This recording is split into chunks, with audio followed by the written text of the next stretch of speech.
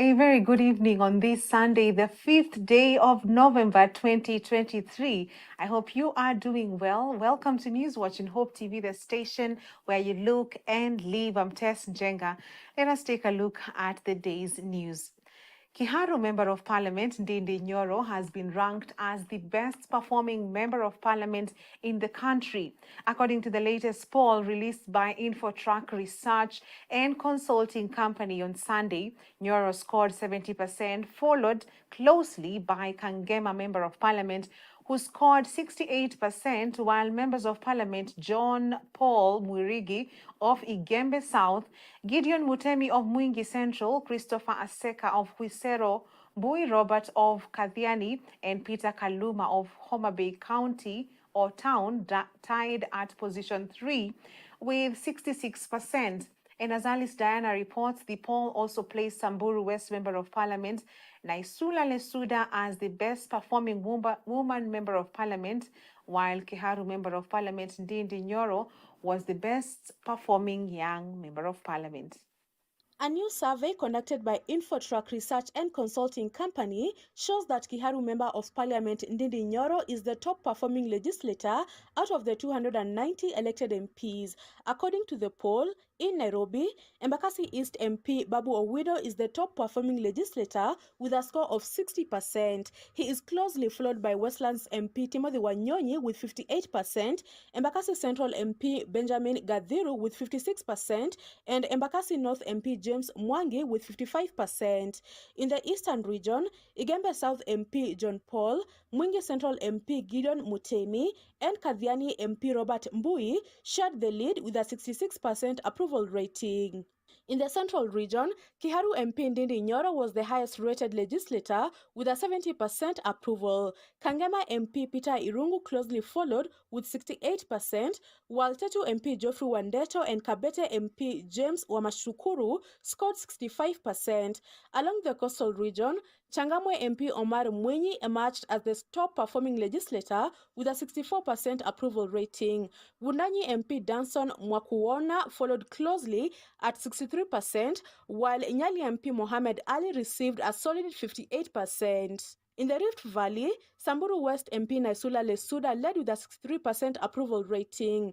Chepalungu MP Victor Koech, Molo MP Francis Kuria, and Mogotio MP Ruben Kiborek achieved 63%, while Sigor MP Peter Lachakapong secured 62%. Additionally, in the northeastern region, Mandera East MP Abdirahman scored 55%, Wajir South MP Mohamed Aden and Ijara MP Abdi Ali both received 53%, and Mandera West MP Yusuf Adan Haji and Lafay MP Mohamed Abdi earned 51%. In the western region, Huisero MP Christopher Aseko topped with 66% approval rating. Mumias East MP Peter Salasia followed closely at 64%, while Tessa North MP Edward Kaunya and Kabuchai MP Joseph Majimbo earned 63%. In the Nyanza region, Homa Bay Town MP Peter Opondo led with a 66% approval rating. Kasipul MP Charles Were scored 64%, and Uriri MP Mark Ogola achieved 61%.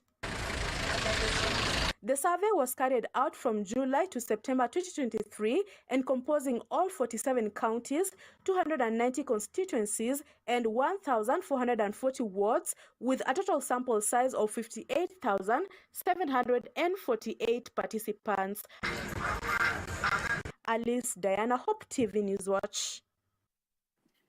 Thank you, Alice Diana, for that report. President William Ruto has called on Kenyans to play their individual roles in the country so as to facilitate development in Kenya. Speaking at the Mama Ngina waterfront during an interdenominational service on the Mombasa and Lamu ports, the head of state has said that no port shall be privatized under his administration. The president has also asked Kenyans to desist from complaining and instead give the government time to implement its promises. He added that the government is seeking to work in one accord with all leaders in the country. Vilevile tumekubaliana na hawa viongozi mambo ya port ya Mombasa, mambo ya port ya Lamu. Tumekubaliana mambo matatu. Ya kwanza, tumekubaliana hakuna port itabinafsishwa. ama itafanywa kuwa private ya watu fulani. Hiyo tumekubaliana. Tunaelewana? Yale mpango ya zamani ya privatization na kubinafsisha port haitafanyika chini ya uongozi ya serikali mimi naongoza. Niliwaahidi ya kwamba nitarudisha port operations mahali ilikuwa imepelekwa kule Nairobi irudi pwani. Na hiyo ni kazi ya kwanza nilifanya wakati nilichaguliwa kama rais. In one accord. Umesema mambo mawili muhimu. Umesema subra na umesema umoja. So pia tumekubaliana hapa lazima tuongee tukiwa pamoja. Na vile nimesema, vile nimeahidi wa Kenya, we are going to work together with all leaders. Leo tumekuwa na mkutano na governors wote na mabunge wote waliokuja, kwa sababu pia na sisi tunatafuta hiyo umoja, one accord. Taifa la Kenya ni taifa letu sote. Kila mmoja wetu ako na mchango wake ndio Kenya iweze kusonga mbele. Kwa haya mipango yote tuko nayo, Mkenya ni lazima ujihusishe na ujipange na miradi haya. Tuko na miradi ya uvuvi, tuko na miradi ya kilimo, tuko na miradi ya bandari, tuko na miradi ya masomo. Ujipange na sekta moja ndio uweze kutoa mchango wako. Well, from Mombasa to Kiambu County, Deputy President Rigathi Gachagua has told of Mount Kenya leaders battling for kingpinship position. Speaking during a church service in Kiambu, Gachagua said he is not interested in the region's kingship position. The Deputy President, I beg your pardon, added that he is contented in being the Deputy President and has no time for the kingpin debate. My office is in Harambee House, na ingine iko Karen, and there is a salary, and there is a job to do. So, if there are people who are interested in that position, si wachukue waendelee na kazi yao, then watuambie ofisi yao iko wapi, functions yao ni gani, mshahara yao ni pesa ngapi, wataretire siku gani. So let us not, people want to be trivial because they want to look for issues where there are none. I am Deputy President for the Republic of Kenya. I assist the President to run the country. I have no time or desire to aspire for any other office because ile kazi mimi nimepewa na Rais Bishop, my day starts at 5 and ends at midnight. It's already too much. If I just tell you my duty so that you know, I have no time for that kingship nonsense. Sina hiyo time because mimi niko busy. I'm too busy that I can hardly cope. If I just tell you my duties, ndio wale wanataka hiyo kiti waende watafute. I am the principal assistant to the president. Mimi niko hapo, mtu ya kuitwa kuja kibia hapa. Fanya, niko hapo. I chair cabinet committees on behalf of the president. Every week, I have a meeting for 7 hours with the cabinet. Wanakuja, tunapanga kila kitu, tunapelekea rais. I also coordinate the implementation of those decisions. Kufuatilia ile maneno yote cabinet imepitisha, mimi nafuatilia. Senate Speaker Amason Kingi has called on Kenyans to uphold President William Ruto and his government in prayer so that they succeed. Kingi, who noted that the government started off at a bad place, said that President Ruto's opponents are making it hard for the government to deliver. The Senate Speaker said that it is Kenyans and the generations to come who will suffer if the president fails. Similarly, Mombasa Governor Abdulswamad Nasir has said that the challenges he has encountered will not derail the plans for Mombasa residents. Kumwombea Mheshimiwa William Ruto awe rais si ngoma. Ngoma ni kumwombea Mheshimiwa rais atekeleze baada amekuwa rais wetu. Manake yale mawimbi ambayo yanamkumba wakati ni rais ni mazito kushinda yale mawimbi ambayo alikuwa anapigana nayo wakati anatafuta hii kiti. Wale ambao walikuwa wamejihami kuhakikisha kwamba asiwe rais, they're not happy today. So they will do anything. They'll do whatever it takes to make sure William Ruto and his government fails.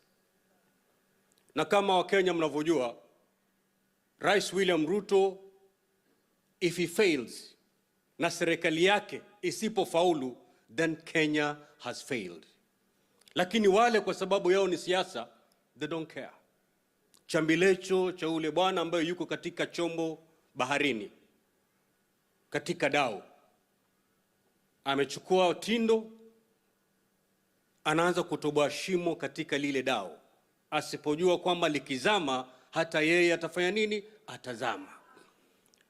Those people who are fighting the president, in the event that he fails, but we know he won't fail because God is with us.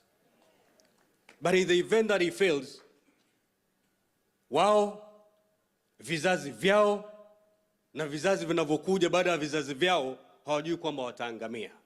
And therefore it is important that all of us surround His Excellency, the President, with prayers, because his success is our success. The move by the Interior Cabinet Secretary, Professor Kithure Kindiki, to issue a stern warning to North Rift leaders over the insecurity situation along the Kerio Valley Belt has elicited mixed reactions among locals and leaders from West Pokot County, now accusing Cabinet Secretary Kindiki of what they termed as using a divide and rule method by ignoring calls to arrest Turkana Governor Jeremiah Lomurukai after he publicly walked with a gun. Last week, Sigor Member of Parliament Peter Lochakapong, Tiatis William Kamket, and West Pokot Senator Julius Murgo were summoned by the Directorate of Criminal Investigation officers in Nakuru to write a statement over insecurity situation at the Kerio Valley. Led by West Pokot Deputy Governor Robert Komole, Kapenguria Member of Parliament Samuel Moroto, and West Pokot Deputy Speaker Victor Siwat, they asked Kindiki to be fair on dealing with insecurity by not only taking action against Pokot leaders while ignoring leaders from other neighboring counties whenever the need to write statement by the DCI arise. Tumongelee mambo ya NPR, tumongelee mambo ya amani. Wewe waziri Kindiki, wewe usikii wanataka kushika viongozi kutoka Pokot. Wewe kuja shika sisi wote. Ndio najua hiyo ndio matusi yako unataka kupata. Lakini hiyo upuzi yako ya kila wakati Turkana anaongea mbaya, uwezi shika hawa. Lakini Pokot viongozi kutoka Pokot wakiongea ndio unakimbia asubuhi. Every other time when a leader who is a Pokot speaks about the welfare of our people, they take no minute by summoning them to write unnecessary statements over nothing. It is unfortunate that last week, the Member of Parliament for Sigor, for Tiati East, and Senator Murgo were summoned to write statements in the regional office in Nakuru over nothing. But the same government of Kenya, the same DCI, when a Turkana speaks a lot of hate, speaks a lot of division, inciting people, the same people, we don't see them summoning those Turkana leaders to write statements. Kwa hivyo nataka niambie waziri Kindiki ambaye anasema yeye ni mtu lawyer, anaelewa sheria ina namna gani. Huwezi kufanya peke yake na askari na nini maskari ati wanaweza kuongea nao bila wenyewe. Hao maskari watapigwa transfer. County commissioner atapigwa transfer. Lakini wenyewe watabaki hapo. Ita hawa kama kuna mtu atatandikwa kiboko, itandikwe mbele ya wale wengine wote. Na hii kitu itakwisha na watu watakaa pamoja kama vile sisi tumekaa na watu wa Trans Nzoia. Let us now take a short break on Newswatch tonight. We have plenty more coming up.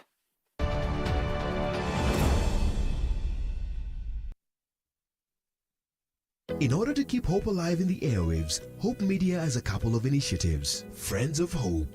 Friends of Hope is you and I forming a team of well-wishers and volunteers who give in cash and kind to support in spreading the gospel at Hope Media. Currently, Hope Media is running a campaign under Friends of Hope dubbed 100 for 1.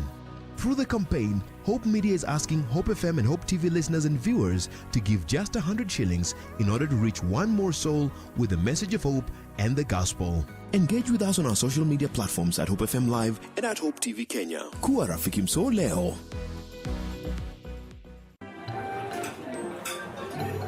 I've actually been trying to find a balance. It's been really tough and hectic, but everyone says once you get a hang of it, it becomes better, and I don't know, but I'm hoping to find a balance soon because it's really been hectic. But you've been in the job industry for a long time, so I think you would know better. Sindio? Huh? What time is it? I need to catch up on Leadership Forum. Do they have a radio here? Never mind. I brought my own. No way. You can't be serious. Wait, why do you have a radio and you can just catch up with the shows on Hope FM podcasts? Really? Even which of the what? I mean, you can find them on whatever platform, name it. AfriPods, Google Podcasts, Apple Podcasts, Spotify, you name it. But I'm not subscribed on any of them. So no worries. You can just check out the latest episodes on hopemediakenya.org. You can now listen to select Hope FM programs on your favorite podcast streaming platform or directly on our website, www.hopemediakenya.org. Listen and live.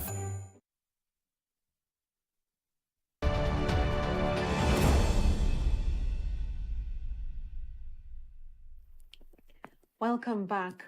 The port of Mombasa has received another cruise ship a few weeks after the departure of the world's largest floating book fair, MV Logos Hope. The cruise liner SH Diana, which has 57 passengers and 109 crew members on board, sailed to Lamu Port from the Pemba Island and stayed for more than 8 hours before departing for Mombasa. The arrival of the cruise ship is expected to boost the tourism sector in the country as the peak season approaches. So far, what we see is that as a country, we have started attracting cruise vessels again to this region, building the confidence that Kenya still is a major destination for the tourism industry and especially the cruise industry globally. We are optimistic between now and January. We are still expecting a few vessels to come. We are still waiting for some confirmations. But we are optimistic that because the season is still high, by December we should be able to get one, and also January another, if not more. And we are working very closely with key stakeholders like Kenya Tourism Board, the PAMESA as an organization, and other members of the Cruise Africa Association to see how we can best make this facility and the Port of Mombasa the home port for some of the cruise vessels. Just like we have some of the vessels using the ports of South Africa as home ports. If we have this as a home port, it will be very easy for having regular sales because we should be able to facilitate all the needs of the vessels from this end. It was very nice. How may I say? We've been very welcome, very warm welcome, and people are there very friendly. It was raining, so a little bit difficult to move, but we are not made of sugar, so we're allowed to walk around with no problem. It was very nice, very, very interesting. Different culture, as I told. The meaning of this kind of cruise is to find the different culture that we have. So that's always very, very, very good. The family of a patient who lost his life at Portraits Hospital in Changamwe constituency are calling for the investigation of the facility and a medical doctor for medical negligence that they alleged led to the untimely death of their loved one. Jackson Mutisia, the deceased, was rushed to the hospital at 3 a.m. after complaining of chest pain and difficulty breathing.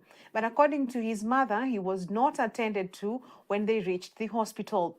The family's pleas to the doctor on duty for a referral to the Coast General Teaching and Referral Hospital, CPGH, were ignored.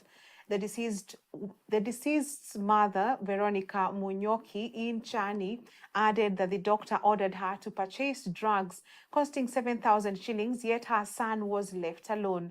Their request for a transfer to CPGH was delayed by a doctor who was on duty. It was not until late in the evening that an ambulance was dispatched. Unfortunately, Jackson passed away before the ambulance left the hospital gate. Lakini leo ni siku ambayo inasikitisha kwamba mtu mzima, mzazi kama Jackson anaweza poteza maisha kwa sababu ya ugonjwa wa pressure na ni emergency na hakuna mtu pengine achukue hatua yoyote ambao ni ya maana. Hiyo inaeleza kwamba malalamishi yote tumekuwa tukisikia kutoka hizo hospitali yetu na ni ya kweli, kwa sababu leo hii kuna mwenzetu ambao ametupoteza kwa sababu ya utepetevu tu, ama kwa kimombo inaitwa negligence ya madaktari na wale wahudumu wote wa afya ambao wako pale. Kwa sababu kuna vifo ambavyo kama pengine hatua zingechukua za haraka tungemuokoa yule ndugu yetu. Na huyu mtoto ni mtoto wangu. Alikuwa na pressure, alikuwa pia na ugonjwa kama wa moyo, ile kukosa kupumua. Nilipompeleka Potilisi saa 9 za usiku, sikuona wakimshirikia. Wakaanza kutuma ndawa, nenda kule, chukua ile. Ikiwa haijafika saa 3, nilikuwa nimemaliza 7,000 na saidiki. Nikaja nyumbani kuja kunywa chai, manake mimi huwa niko na pressure pia. Nikanywa chai nikarudi kule. Nilipomwangalia mtoto wangu nikaona hali yake si nzuri. Na amewekwa nje na wamesema wamemwandikia kulazwa. Lakini amewekwa nje ya hospitali. Nikawauliza, na kama mlisema atalazwa, simumweke kule ndani ya wodi. Na sioni zile ndawa nimenunua, mbona sioni kazi yoyote imefanyika? Daktari akanyamaza. Tukakaa, ilipofika saa 9, bibi yake akatoka nje na dadake ndio alikuwa naye kule ndani. Wakaja akasema, mama, ile kupumua imeanza tena na pressure yake inaonekana imepanda. Davies and Shatleaf has partnered with Baringo Central residents to ensure the safety of Koko primary school students and teachers as they cross the crocodile-infested Lake Baringo. The company has donated a daily outboard boat engine, while parents will provide fuel and the school board of management will oversee the hiring of a qualified coxswain to operate the boat and handle it. Service and maintainers through its Improving Lives initiative program. Davies and Shatleaf has provided the school, which is situated in the middle of Lake Baringo, with a Dayleaf brand outboard engine. This donation is expected to significantly enhance the safety of 500 learners, teachers, and parents.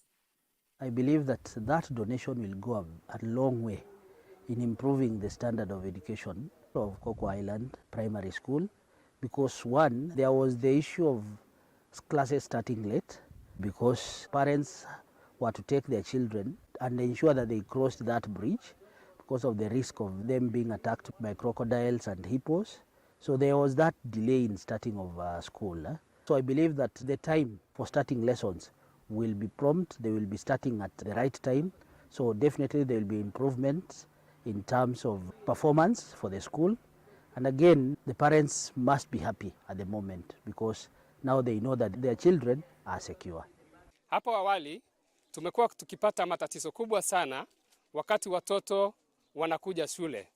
Mvua ikinyesha mara nyingi kuna maji huwa inafurika kwa bahari na inafunika daraja ambao watoto wamekuwa wakipitia. Kwa sasa tumepata hiyo engine, tuko na uhakika ya kwamba wanafunzi watakuwa wanakuja shule mapema, walimu watakuwa wanakuja shule mapema, na pia wanafunzi na walimu watakuwa wanasafiri kwa usalama. Saa hizi tuko na uhakika ya kwamba hakuna chochote ambayo kitafanyika kwa sababu tumepatiwa engine na boti yetu tutakuwa tunatumia wakati ya usafiri.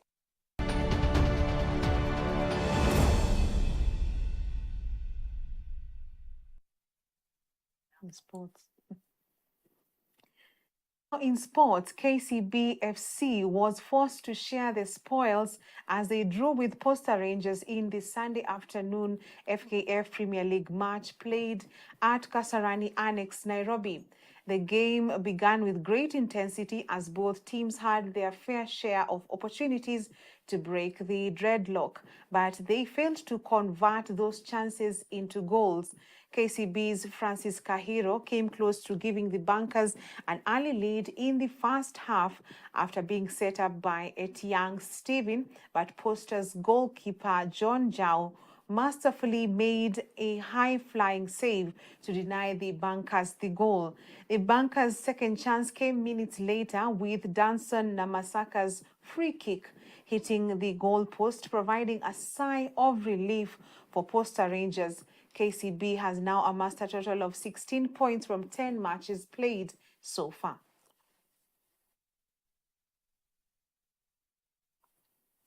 And handicap 26 golfer Caroline Nyarandi was named the overall winner of the 16th leg of the KCB East Africa Golf Tour at the Par 71 Nyali Golf Club on Saturday.